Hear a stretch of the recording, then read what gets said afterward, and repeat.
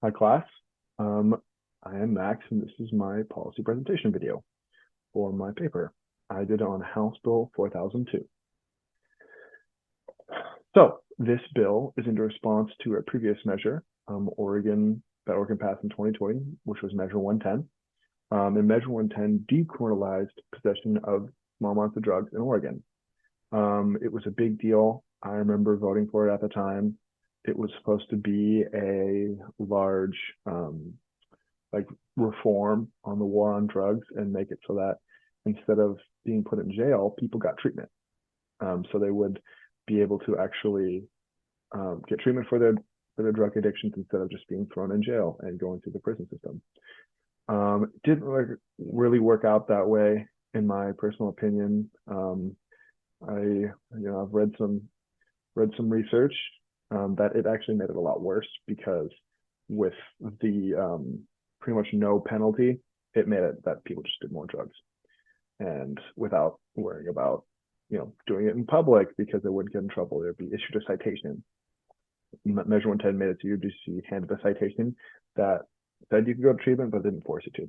So this new one, House Bill 4002, is intended to work by changing the penalty from what it was, Class C violation, the citation they hand you, to a Class C misdemeanor. So it's actually a crime. It creates a harsher penalty for possession of a controlled substance while actually getting more benefits.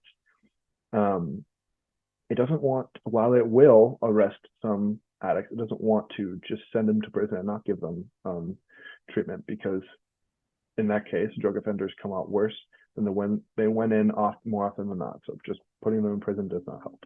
This bill seeks to provide actual benefits, keep them out of jail, and stop the offending.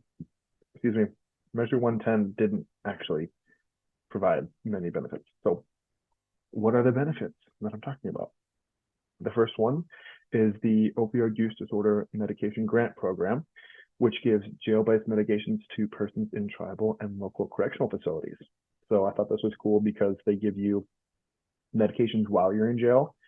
So if someone's suffering from withdrawals or needs treatment while in jail, they'll give you some.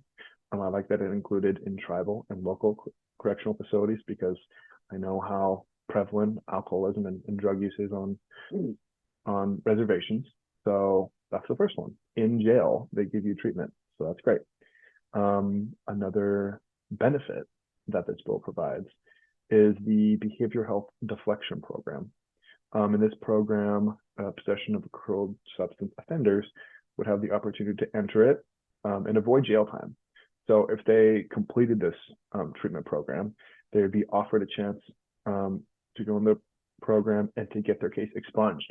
So it's real benefit for them because instead of serving time, they could go in, get treatment, and potentially get their case expunged, which really is a great incentive, I think. It not only provides drug treatment, but also the potential for this bill, 2002, which it did get signed April 1st by the governor. It provides housing and case management services. So that's huge. This is the potential that if you pick someone up off the street that is using drugs, you can potentially get them treatment, you can get them housing, and you can get them case management services. So that would be great if you could put them in a house, provide them therapy, quit them. It's the dream. So this bill has a lot of great ideas and hopefully can come into fruition, because the problem right now is huge. There is a massive drug issue and homelessness problem, but we're going to focus on drugs in Oregon. So in 2019 alone, there were 280 overdose deaths in Oregon, and in 2022, 2 years after after Measure 110 was put into effect, it rose from 980 to 252 overdose deaths. That's almost 1,000 in 1 year. And it's about 4 times what it was in 2019 before Measure 110. So Measure 110 just failed. Where you do drugs, stores can be shut down, like in this picture here. I'm sure if some people went to Portland, they could see, stores being boarded up and things of that nature. It doesn't help. And can't be ignored anymore. Oregon's governor, Tina Kotek, declared a 90-day emergency order for fentanyl use, which was directly coincides with the approval bill of House Bill 4002. So she said that, and now we're putting in that House bill, so this is going to hopefully change it. One thing to note is that this bill might have a disproportionate amount of effect on minority populations because African Americans experience opioid overdose more than other populations. So, and I know in general from the research that I was doing that the war on drugs did disproportionately affect minorities more. So, while this is a step in the right direction, it could be worse for minorities. So, some alternative policies, really quick. So to our north, Washington is passing State Bill 5536, which makes it a gross misdemeanor to knowingly possess illegal substances in a public place. So they made this because in 2021, similar to us, they tried to do something to decriminalize drugs, and it made a person's first two offenses be referred to treatment, and then the third arrest could lead to prosecution. But there wasn't a real good tracking system for people's number of offenses. So like in Oregon, people were just freely doing drugs in the street.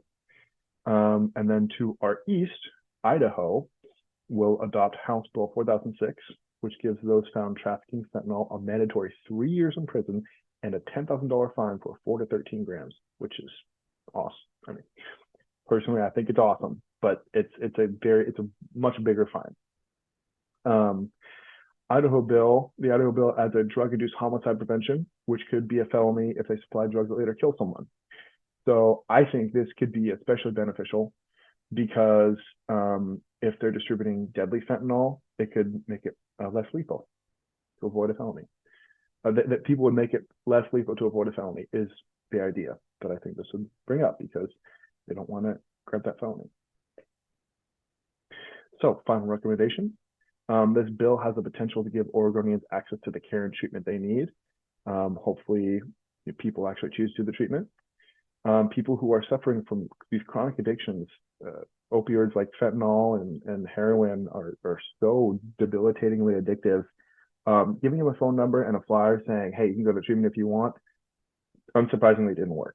They couldn't do it. They didn't want to do it. They wanted to continue doing drugs because that's what addicting drugs do to you. And while there are treatment options outlined for offenders to cut their parole and expunge their sentence, the problem is there will be people who just decide to decline the option, serve their time, get out, and use it again. So this is the harsh reality of what lifelong addiction is. You can't force them to. It takes a lot of willpower, and you have to first want to.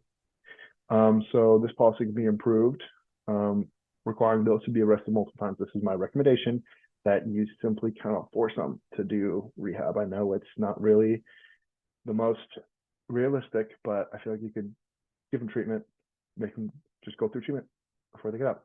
10 seconds left. These are my references.